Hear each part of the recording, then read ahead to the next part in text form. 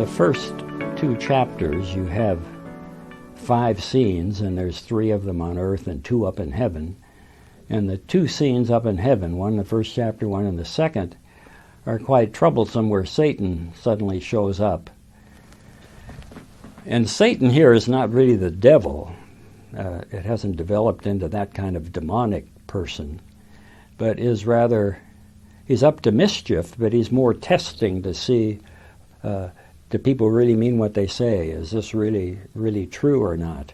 And sort of a devil's advocate to kind of even push God, because God had bragged about what a good person Job is, and then Satan, it's like he takes the bait and says, well, yeah, he's a good person, but he's doing it only because he's motivated by all the good gifts that you've given him, and you've set up boundaries around to protect him and so on.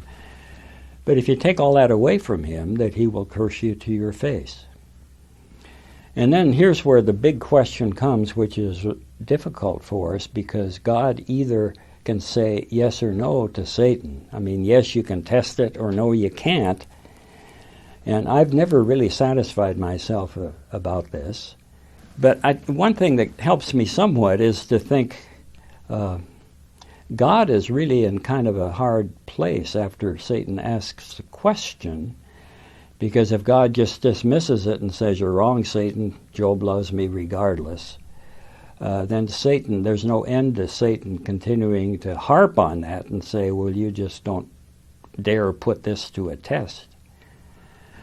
But if God does put it to the test, lets these terrible things happen to Job, then it makes God look bad.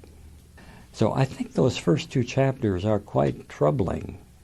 And many people have a hard time getting past those first 2 chapters into the meat of the book, where Job and his friends are having these long conversations.